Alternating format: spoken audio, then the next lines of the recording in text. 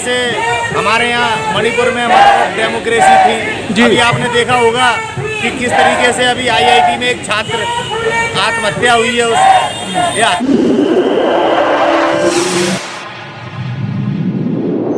इस news channel पर जो भी वक्ता ने कहा वो उसकी अपनी राय है, जिसकी पुष्टि नेशन न्यूज इंडिया नहीं करता। धन्यवाद।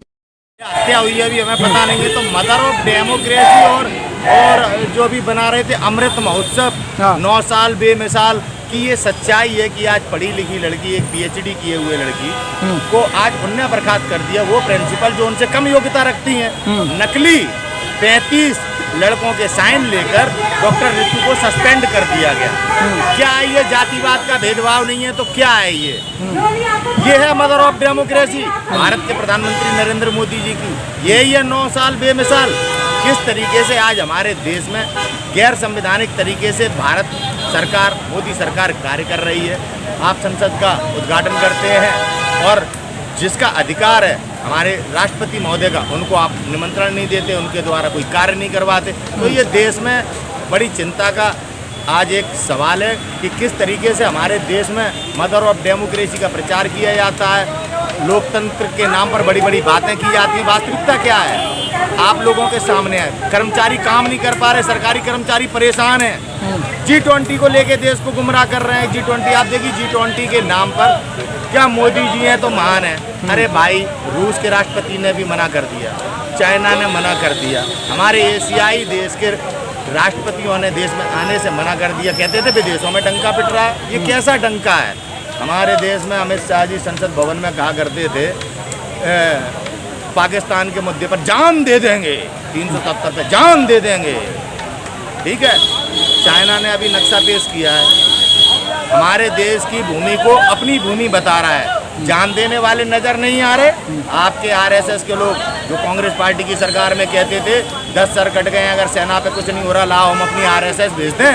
आज मोहन भागवत जी हमें गुमराह कर रहे हैं कि इंडिया की जगह भारत नाम होना चाहिए।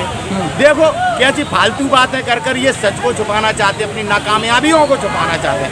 आज नहीं बोलते मोहन भागवत कि चाइना ने जमीन घेर ली है तो आरएसएस को ले जाओ और लड़ाओ, जमीन छुटा लो। जब कांग्रेस शासन में होती है तब ये बड़ा ठमका मारते थे। आज किस तरीके से इंडिया को तोड़ने का काम करते हैं। I.N.D.I. और इससे पहले जब नरेंद्र मोदी जी वोट मांग रहे थे, वोट फॉर इंडिया, तब मोहन भागवत जी को नहीं आया था समझ में कि इंडिया की जगह भारत बोलना चाहिए। तो हमारे देश की जनता को समझना चाहिए, आज बहुजन समाज को जागरूक होने की जरूरत है। ये बेटी हमारी, आपकी बेटी, पढ़ी लिखी बेटी है, इस बेटी के ऊपर अत्याचार हो रहा है। इससे पहले हाथरस में मनीषा बाल्मीकि के ऊपर अत्याचार हुआ। बलात्कारियों का समर्थन करने वाले कहते हैं मदर ऑफ डेमोक्रेसी है भारत। ये चिंता का विषय है। और मेरा सभी सांसदों जो 131 सांसद हैं बहुजन समाज के, मैं पूछना चाहता हूं उनसे, आप किसके साथ खड़े हैं। आज बाबा भीमराव अंबेडकर के संविधान पर निरंतर हमला हो रहा है। आज मोदी सरकार हिंदू राष्ट्र के नाम पर संविधान के खिलाफ षड्यंत्र कर रही है। और आप बाबा जी के द्वारा जो अधिकार मिले उन अधिकारों के तहत आज मेंबर ऑफ पार्लियामेंट हैं। क्यों आज आप अपने संविधान को बचाने के लिए बाबा जी की विचारधारा के साथ नहीं खड़े हैं। आज 131 सांसद जो संसद में बैठे हुए हैं, आज ऐसे सांसदों के कारण आज हमारी बहन बेटियों की क्या परिस्थितियां, ये चिंता का विषय है। अच्छा, ना तो महंगाई की कोई बात कर रहे हैं, ना रोजगार की बात कर रहे हैं। अब महंगाई की बात पे स्मृति ईरानी दिखाई नहीं दे रही हैं। जब कांग्रेस मनमोहन सिंह की सरकार थी, चूड़ियाँ और गले में वो सब्जियों की माला और कंधे पे सिलेंडर हुआ करता था। स्मृति ईरानी का चरित्र पूरा देश जानता है। अपनी बहुत अच्छी फ्रेंड, जिस फ्रेंड ने अपने घर में रखा, उसके पति को चुरा कर लाई है। चोर है, बाल विकास मंत्री है ये। और बाल विकास मंत्री अपनी पद के अनुसार कोई ऐसा कार्य नहीं किया जो इनकी बात हो। अपने नाकामी को छुपाने के लिए कभी कहती है राहुल गांधी आंख मार रहा है, फालतू की बात। दिल्ली में 1 जनवरी को एक बेटी को 10 किलोमीटर तक खसेड़ा गया, स्मृति ईरानी के मुंह में से आवाज नहीं आई। आज महिला विकास मंत्री हैं, बड़ी बड़ी बातें महंगाई को लेकर करती थी। आज महंगाई मुद्दा नहीं है। आज देखिए आप दिल्ली के अंदर विश्वविद्यालय में डॉक्टर ऋतु के साथ किस तरीके से भेदभाव हो रहा है, जातिवाद के तहत किस तरीके से उनके ऊपर अत्याचार हो रहा है। कहाँ है स्मृति ईरानी। कहाँ है स्मृति ईरानी? स्मृति ईरानी अपने भ्रष्टाचार को छुपाने के लिए, अपनी नाकामी को छुपाने के लिए कभी राहुल गांधी को टारगेट करती हैं, संसद में खड़े होकर किस तरीके से बकवास करती हैं, संसद का अपमान करती हैं। ऐसी नेताओं के विषय में चर्चा करना हम अपनी इज्जत के खिलाफ समझते हैं। इतना चरित्र इनका खराब है स्मृति ईरानी का। अच्छा, अमित सेंगर जी, फिर वही बात आती है कि जो यहाँ की जो प्रिंसिपल है सविता राय, उस पे 7-8 धाराएं जो संगीन धारा हैं आज तक गिरफ्तार नहीं किया गया है, और जिस पे कुछ नहीं है वो आज रोड पे भीख मांग रही है। ये नरेंद्र मोदी जी का मदर ऑफ डेमोक्रेसी पूरी दुनिया को बेवकूफ़ बनाते हैं, भारत के अतिरिक्त, हम देशवासियों के अतिरिक्त। यही है मदर ऑफ डेमोक्रेसी कि कितनी संगीन धाराओं में इनके ऊपर SC/ST एक्ट की धारा लगी है सरिता रॉय जी के ऊपर, आज वो गिरफ्तार नहीं की जाती हैं। जब पहलवान बेटियां अपने ऊपर बलात्कार करने वाले ब्रजभूषण शरण सिंह के खिलाफ धरने पे बैठी थी, उसे गिरफ्तार नहीं कर पाई दिल्ली पुलिस। आज भारत का संविधान कितने आज संकट में है, ये बहुजन समाज के लोगों को चिंता करनी पड़ेगी। आज पूरे देश के बहुजन को एक होना पड़ेगा। अगर बाबा भीमराव अम्बेडकर के संविधान को बचाने के लिए आज देश की जनता एकजुट होकर सड़कों पर नहीं उतरी, तो आने वाले दिनों में हमारी और आपकी बहन बेटियां कपड़े पहनने पर टैक्स देना पड़ेगा। जैसा मार्कंडे वर्मा नारियों के स्तन ढकने पर टैक्स लिया करता था, वैसे ही RSS हमारे और आपकी बहन बेटियों के कपड़े पहनने पर टैक्स लेगी। ये बिकनी पर राजनीति करते हैं। दीपिका पादुकोण हिंदू है, जब वो एक मूवी बनाती है तो ये बिकनी पर राजनीति करते हैं, और इन्हीं के लोग आदि पुरुष मूवी बनाते हैं, उसमें हमारे धर्म का अपमान करते हैं। यही RSS का दोहरा चरित्र आज अगर देशवासियों ने नहीं समझा तो आने वाले दिनों में बहन बेटियों के तन पर कपड़े नहीं होंगे, क्योंकि आप टैक्स देने योग्य नहीं होंगे। आज अपने बाबा साहब के संविधान को बचाओ, प्रत्येक नागरिक का धर्म है ये केवल जाति विशेष का नहीं है संविधान, भारतीयों का है ये संविधान। सेंगर जी, देश को आज़ाद हुआ 75 साल हो गए हैं, फिर भी आप जो अधिकारों की मांग कर रहे हैं, हमें अधिकार मिलने चाहिए, संविधान की गणना कर रहे हैं, कौन पूछ रहा है? देखिए, देश को आज़ाद हुए 75 साल हो गए, लेकिन आज तक गरीब को, मजदूर को, किसान को उसके अधिकार नहीं मिले हैं। अधिकार इस देश में नेताओं के पास है, अधिकार इस देश में बड़े बड़े अधिकारियों के पास है, अधिकार इस देश में उद्योगपतियों के पास है। पिछले 9 साल से देश की सरकार उद्योगपति चला रहे हैं, प्रधानमंत्री नाम के हैं कि ये भारत के प्रधानमंत्री हैं। क्या देश नहीं जानता किस तरह से महंगाई को बढ़ाकर इस देश के नागरिक को लूटा है? कहते थे काला धन, कहाँ है काला धन? उद्योगपतियों का काला धन सफेद किया नरेंद्र मोदी की सरकार ने। देश के नागरिकों पर टैक्स लगाकर हमें और आपको लूटा। दूध पे टैक्स दे रहे हैं हम, नमक पे टैक्स दे रहे हैं हम, खाने पीने की चीज़ों पर 3 गुने आज पैसे बढ़ोतरी हो चुके हैं। किसान के सभी उपकरणों पे टैक्स देना पड़ रहा है।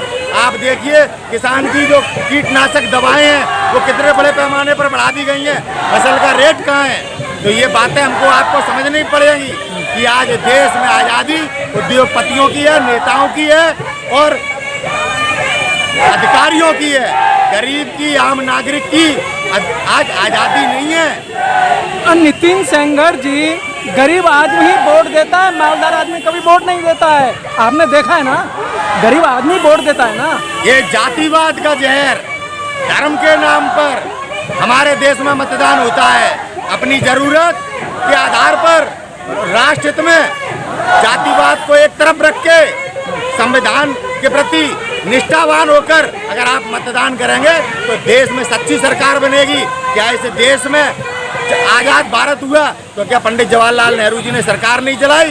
क्या कांग्रेस ने जब तक हमारे देश पर शासन किया 92 तक गांधी परिवार के लोगों ने शासन किया, जिनके हाथ में देश गांधी जी दे के गए थे?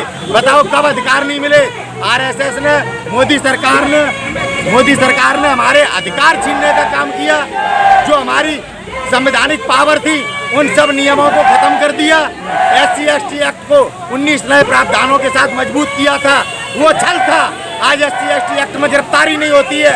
आज SC/ST एक्ट केवल जुमला बनकर रह गया है। इस तानाशाही के खिलाफ हमें और आपको लड़ना होगा। ये लड़ाई बहुजन की नहीं है, समस्त भारतीयों की लड़ाई है ये। नितिन जी, क्या लगता है 2024 में कुछ परिवर्तन लाएंगे आप लोग? 2024 में आज नरेंद्र मोदी को ये स्पष्ट हो गया है, आरएसएस को ये स्पष्ट हो गया है कि ये नहीं आ रहे हैं, ये चुनाव हार रहे हैं। पूर्णतः इनको इस बात से अवगत हो चुके हैं ये लोग कि हम चुनाव हार रहे हैं। राहुल गांधी जी के द्वारा जो पहले से दुगनी सीट लाने का वो वायदा कर रहे हैं, पहले से दुगनी सीट लाएंगे। हर पार्टी दुगनी तिगनी सीट लाती है, इनका एजेंडा है, ये हर चुनाव से पहले घोषणा करते हैं। उतनी सीटें आती है ना, उससे ज्यादा सीटें आती है ना। वो मोदी लहर थी, आज वास्तविकता है। आज नफरत कर रहा है देश मोदी जी से। आज नागरिक सुनना पसंद नहीं कर रहा मोदी जी को।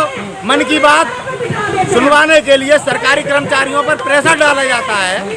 आप कह रहे हैं मोदी जी की आज पॉपुलरिटी 60% गिर चुकी है, केवल और केवल देश का नेशनल मीडिया, क्योंकि अमित शाह जी ने मीटिंग बुलाई।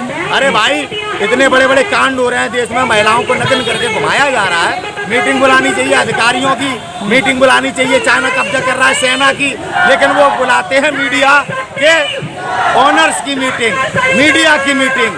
क्यों? क्योंकि देशवासियों को बेवकूफ़ बनाया जाए, पप्पू बनाया जाए मीडिया के माध्यम से कि आज देश में नरेंद्र मोदी जी की छवि बहुत अच्छी है। सच धरातल पर है, नरेंद्र मोदी जी को सुनना आज भारत का नागरिक पसंद नहीं कर रहा है। 2024 में कुछ होगा परिवर्तन? 2024 में निश्चित रूप से इस देश के प्रधानमंत्री राहुल गांधी जी बनने जा रहे हैं। हमें लड़ाई एकजुट होकर लड़नी होगी और इस देश में संविधान के लिए आवाज, जनता के लिए आवाज उठाने वाले नेता हैं राहुल गांधी। अगर हम बटेंगे तो निश्चित रूप से सरकार भाजपा बनाएगी। अगर हम वास्तविकता से, सच्चाई से, ईमानदारी से, जातिवाद को त्याग कर अपने वोट के साथ न्याय करेंगे तो उनका अधिकार है गांधी परिवार का कि राहुल गांधी को बनना चाहिए देश का पीएम, उन्हें ही पीएम बनाना चाहिए। लगता है आपको पीएम बनेंगे वो? निश्चित। मुझे क्या लगता है, आज अमित शाह रैली में कहते हैं बताओ मोदी जी पीएम बनेंगे कि राहुल जी, पहले तो नहीं कहते थे। आज अमित शाह मानता है कि राहुल गांधी प्रधानमंत्री बनने जा रहा है। तो आपको भी तो राहुल गांधी ने छोड़ दिया, अमित शाह को कहोगे जी राहुल गांधी प्रधानमंत्री बनेंगे? नहीं, हमें कभी राहुल गांधी जी ने नहीं छोड़ा, देश को कभी नहीं छोड़ा। राहुल गांधी जी ने हर समय सरकार के द्वारा जनता पे जब अत्याचार हुआ, मनीषा बाल्मीकि के ऊपर अत्याचार हुआ, कौन जेल गया, किसको बैठाया? प्रियंका गांधी को। किसको धक्के देके गिराया टोल टैक्स पे? छोटे छोटे पुलिसकर्मियों ने राहुल गांधी को। गांधी परिवार देश के गरीब के साथ है, मजदूर के साथ है। मनरेगा से आधार उन्होंने तमाम ऐसी योजनाएं चलाई जो देश के गरीब और किसान को लाभ पहुंचाती हैं। राजीव गांधी वो नेता हैं जिन्होंने मंच पर खड़े होकर कहा था कि मैं 1 रुपया भेजता हूं और आपके पास 15 पैसे पहुंचते हैं। उन्होंने अपनी पार्टी के भ्रष्टाचार को मंच पर खड़े होकर देशवासियों के सामने रखा है। नरेंद्र मोदी ने ये हिम्मत कि अपने भ्रष्टाचारी नेताओं की ये सच्चाई देश के सामने रखे और कार्रवाई करे, जो गारंटी देते हैं भ्रष्टाचारियों के ऊपर कार्रवाई करने की।